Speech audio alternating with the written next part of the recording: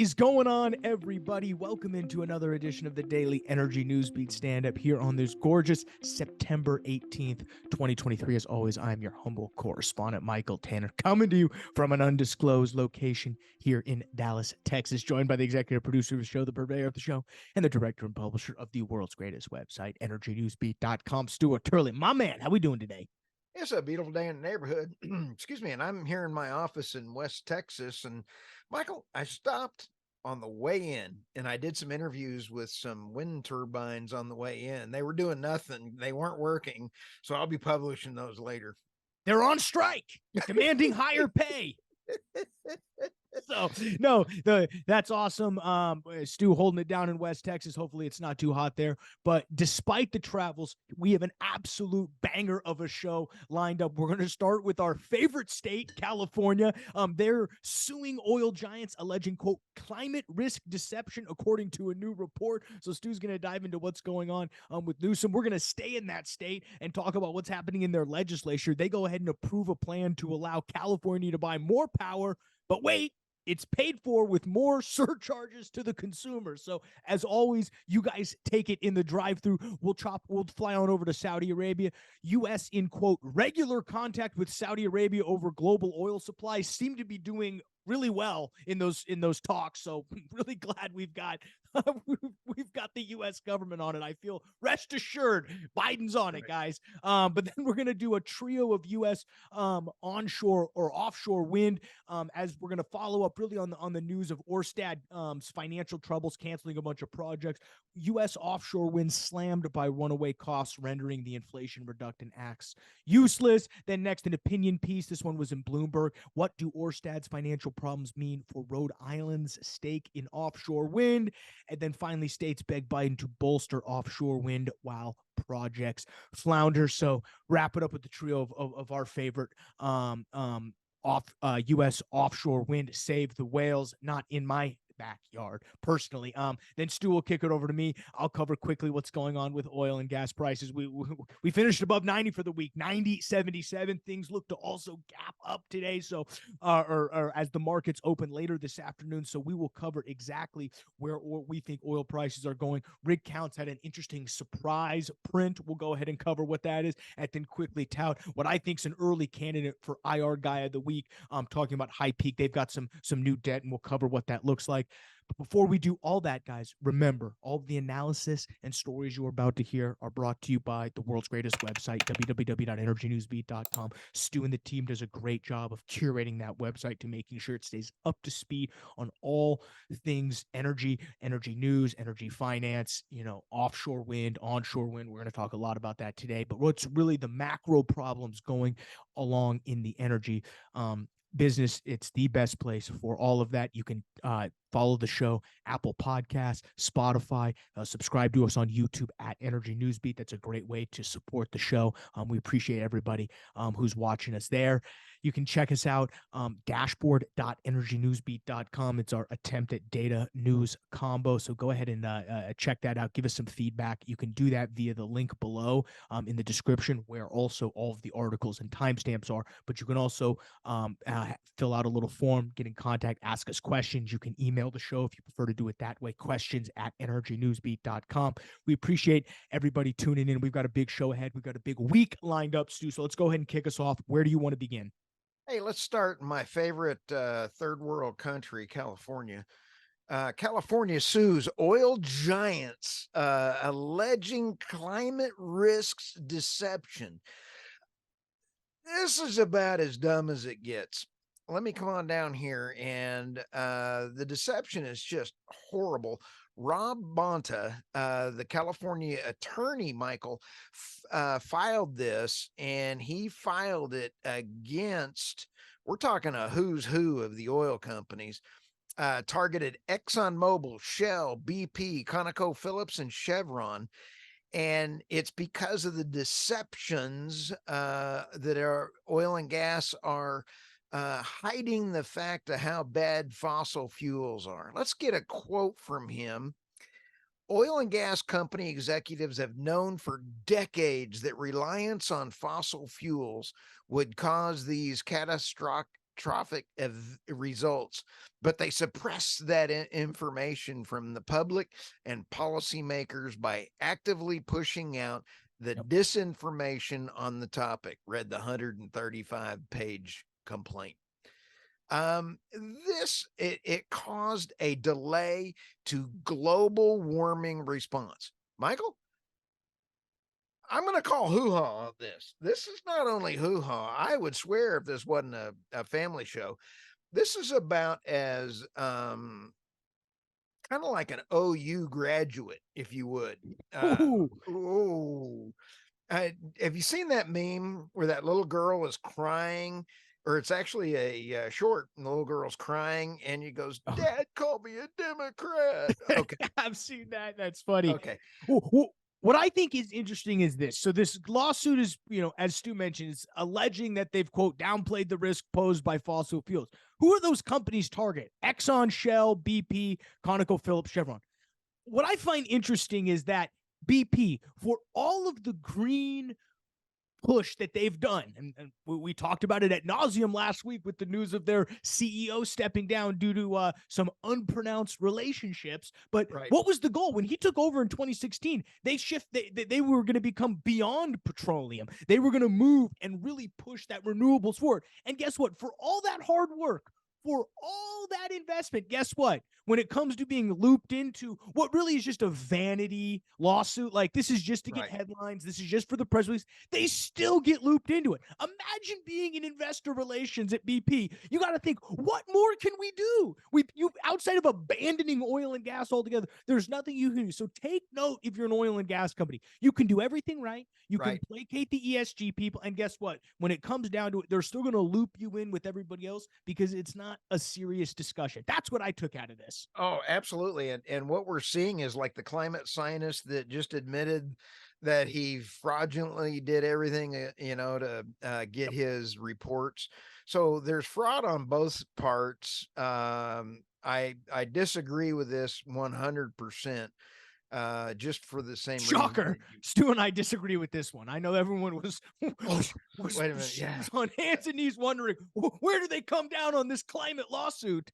Yeah, I'll tell you what, I need to get my defibrillator out because I'm shocking myself here. All right, let's stay in California though. This one did something stupid. Classic. Oh, this one takes the cake. Legislature approves plan allowing California to buy power paid with more surge charges to consumers. Of course. Michael, just as a tee up on what this is, Governor Newsom, the pretty boy of politics, he is setting it up for permission to buy massive amounts of electricity to avoid blackouts. And Michael, it's going to be from neighboring states. Are you ready? By natural gas and coal. Perfect. I mean, we're talking things that they have been trying to avoid, but because they have gone, as Jay Young would say, greener, they have just totally gone into the solar and wind, highest energy costs in the U.S. 5 companies, roughly, Michael, they paid $750 million to lease areas off the California coast. Here's what the problem is. Those projects could generate enough electricity for 3.5 million homes. They can't get them connected. Oops. $750 million just to lease land. I mean, and you think oil and gas leasing is expensive, where you hear words like 10,000 an acre, 20,000 acre, and things go crazy. But I want to know what the per acre cost of that is.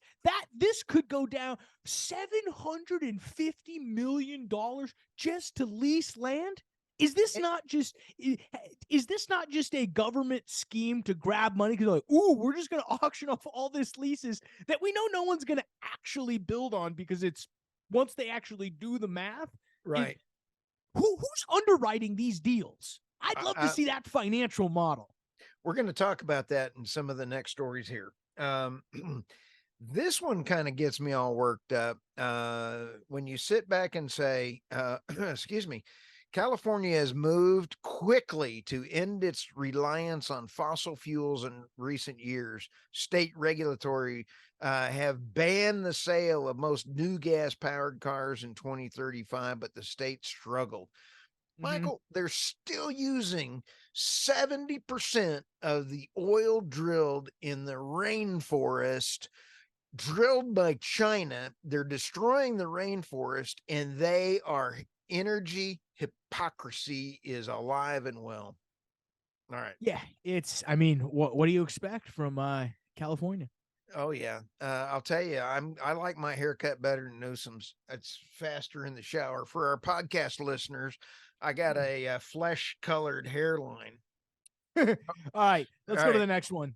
U.S. in regular contact with Saudi Arabia over global oil surprise. Thank goodness. Michael, last week or in the last few weeks, MDS met with Joe Biden for about 15 seconds. Let's hold a moment of silence for this meeting. Okay. It was actually really very, very short. MDS would not shake hands with him. I'm kidding. That was the fist bump that lived in infamy. Biden says he talked about all these kind of things and everything else, and it was really about a 1 minute, and there's no way, because I've got a quote from it right here. Biden told MDS,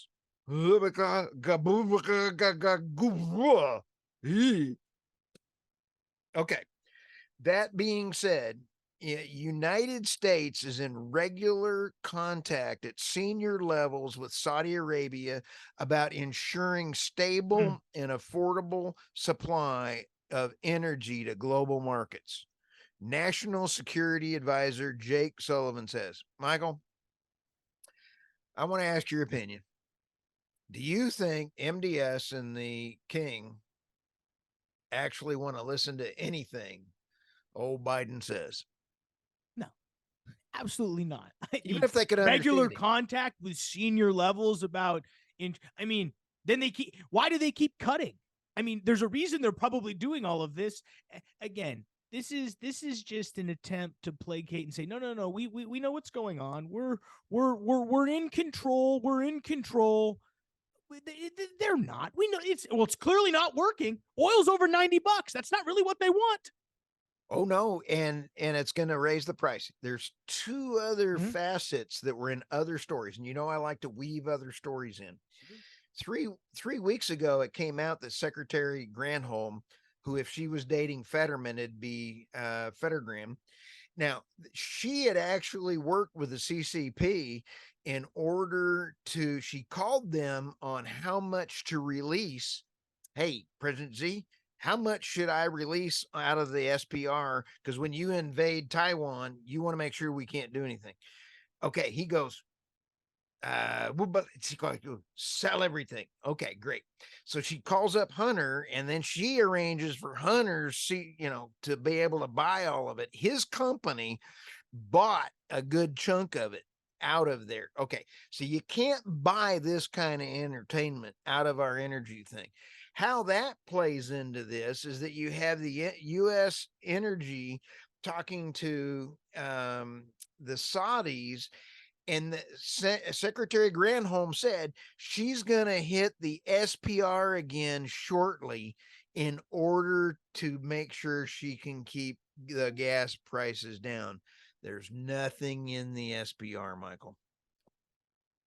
Well, you heard it here second, folks. Oh, absolutely. We couldn't go an entire show without mentioning Hunter Biden. So props to you for being able to slip that in. We got to go over to this debacle from Orsted. Talk to me. Let's go to the next one here. Okay, let's go to our other part of the third world countries, the East Coast. You know what, Michael? Real quick, we got to love our listeners. I want to give a shout out to all of our listeners, all the feedback. California, New York are our biggest markets in the United States. Russia is listening to us like you wouldn't believe. I'm sorry. My Putin imitations, they're over there going, hey. All right, I got to get back to this. Okay. The title is What Do Orsted's Financial Problems Mean for Rhode Island Stake and Offshore?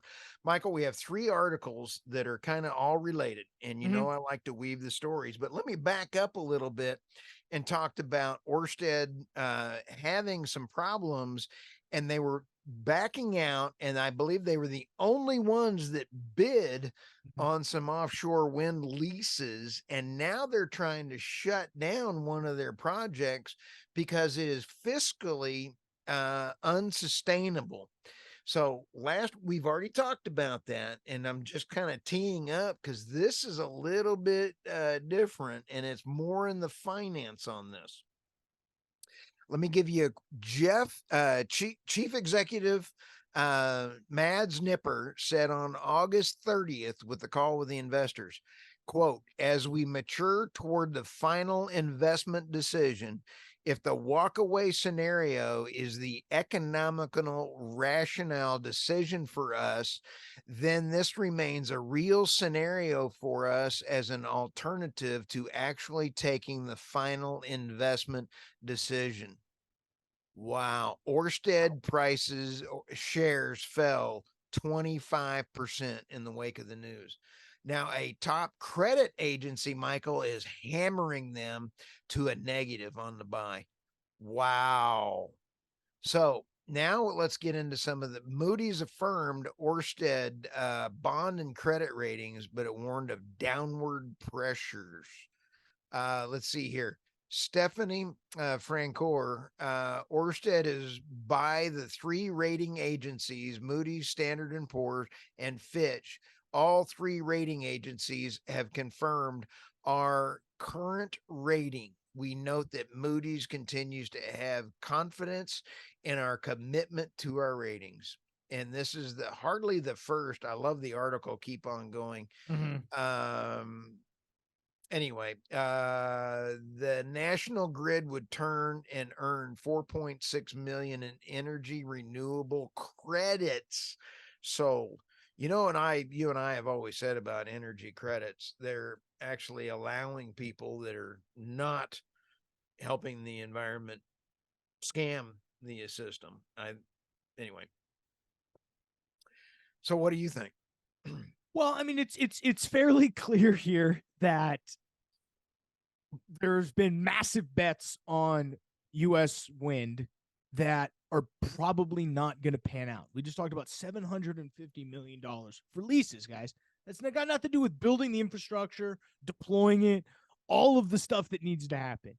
This is another example on saying and bad underwriting. They underwrote this deal at what, 77 per megawatt hour? Now it's got to be 114 according to Bloomberg. I mean, Right. and Bloomberg's going to be a little bit on the side of we want this to work out. So they're incentivized to report on the things that are so it's just fascinating that you can get how much groupthink and how much the sentiment of just everybody can drive people to do things that you look back on and we're looking at right now. It's like, who underwrote, who made this decision? But we're here now. I don't expect Orsted to necessarily, of course they got to come out. What's this quote from their North American chief? We're still very optimistic with the support with the support of the Inflation Reduction Act. I mean, that's a quote from their North American head.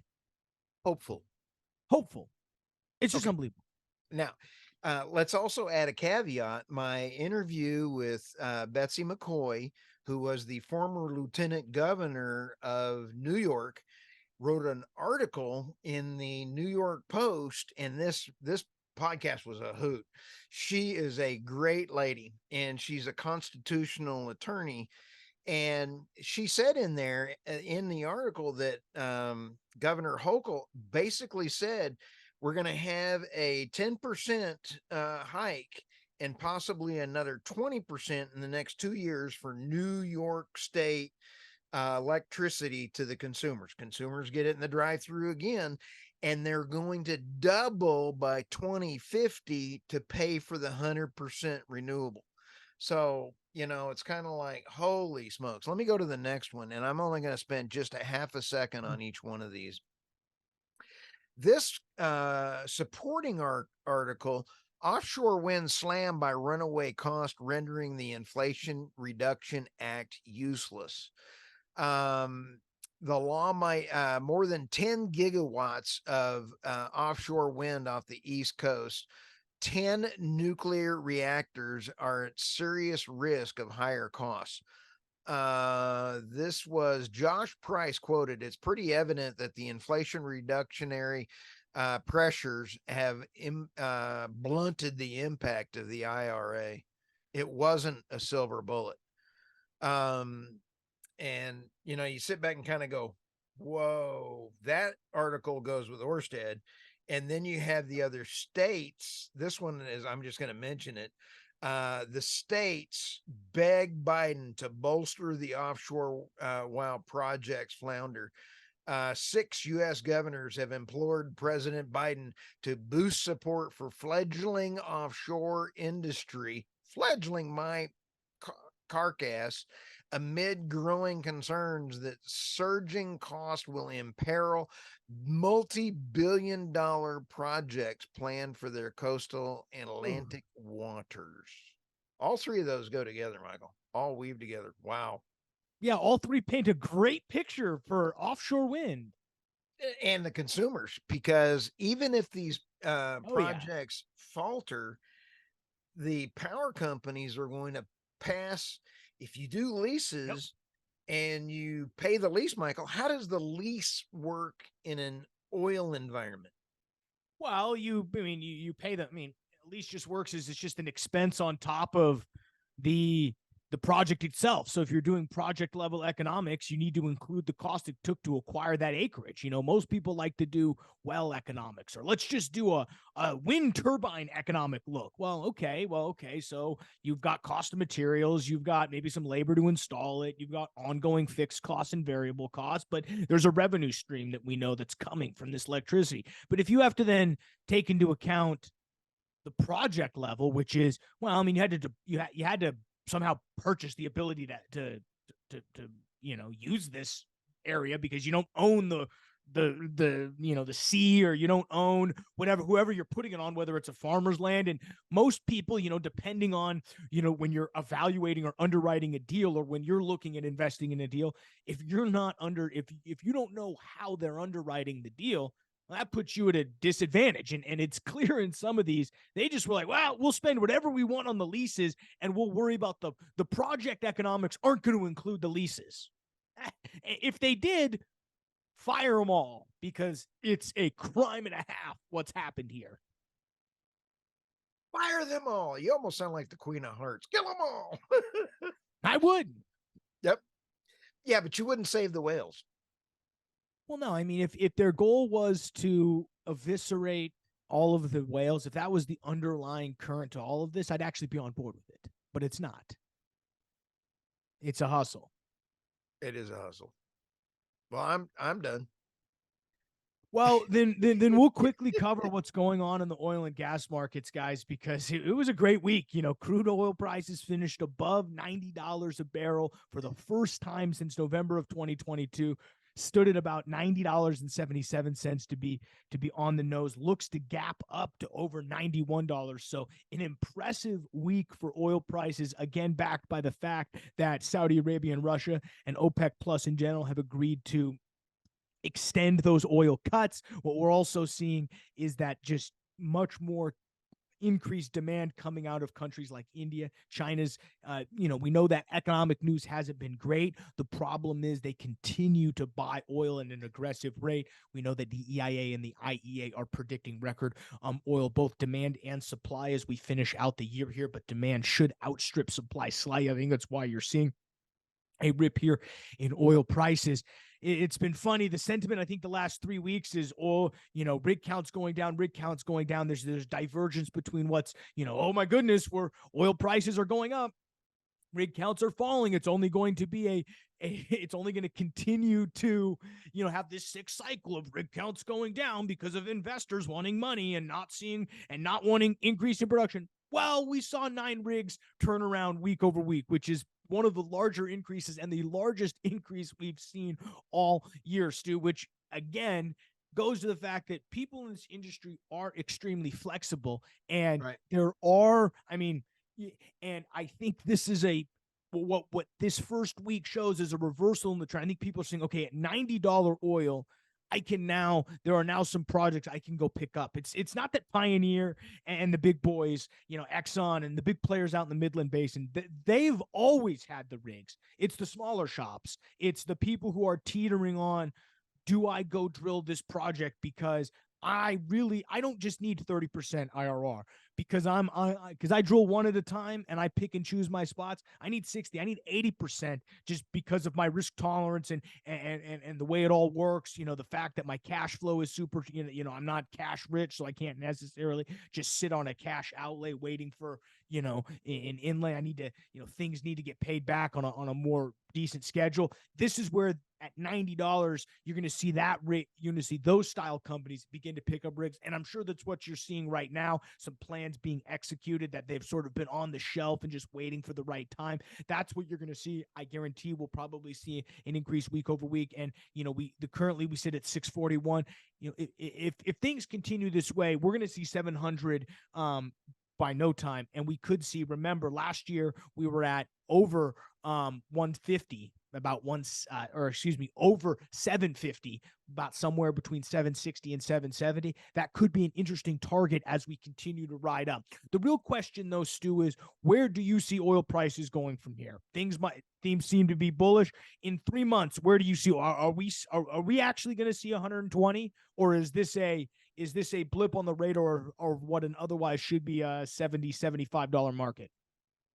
I'm extremely bullish. In fact, I got my Texas Longhorns that I'm going to be putting on my truck, and I'll get you a set to put on your truck so we can beat Texans with Longhorns. I'm extremely bullish. Michael, I cannot even throw a number out there because if the Biden administration asks MDS to increase production, he's going to lower production just to flip his nose at him. So is demand going to go down? Is demand going to go up? There are so many geopolitical things going on. Am I bullish? Heck yeah. Do I know what a price is? I think we're going to go over 100. Oh, you think it's, I definitely going over 100. Well, go ahead and talk to me about where you see it going. Where do you think the highest is? If you're going to hold me to it, 110. Okay, so you think 110 is going to do it? Are you going over or under? I think there's some crazy numbers being thrown around out there depending on what happens in them. Anything can trigger a huge spike upward. I think we're going to see above 100. I would probably, if you're saying 110 is the break-even point, I'll take the under, but I do think we're going to see above 100. So I'd say 105 is going to be my target. Oh, that's cheesy. You're almost like the Price is Right, kind of getting in there and right under somebody else. But I think you're right. And in this, the sense is Saudi Arabia, the leadership is smart enough to realize if they get too high of a price of oil, the world economy takes a gigantic hit. Do you want the world to take any more of a hit that it's already going to have? No, they're too smart for that. Yeah. Well, we will they're geniuses, Stu. What should people be scared about coming up this week? Oh, buckle up. Do you want me to really give my opinion? No, I don't. I want you to lie and say everything's going to be okay, Michael. I'll tell you what. I just want to give a shout out to all of our fans. We love our fans. Michael, we are on we've been on this run rate for a while for our downloads, about 106,000 downloads a month for our little group. That's a lot of downloads, man. And amongst other podcasters that are out there, they're a lot less, but we're doing great. Yeah, interesting. Interesting. Good to just always just compare yourself with what's going on out there in the marketplace. Yep. I love all of our competitors. They're not really competitors, they're co-opetition. Yeah, I mean, if you're fighting for number 2, I'll tell you that much. Fighting for number 2, Stu. We're fighting for number 2. We'll get off our high horse for a second, guys. Appreciate you checking us out. Energy Newsbeat podcast. I'm going to be off tomorrow. Stu's going to rock a solo show. We'll be back full force on Wednesday, though. Thanks for checking us out. We will see you guys, and Stu will see you guys tomorrow.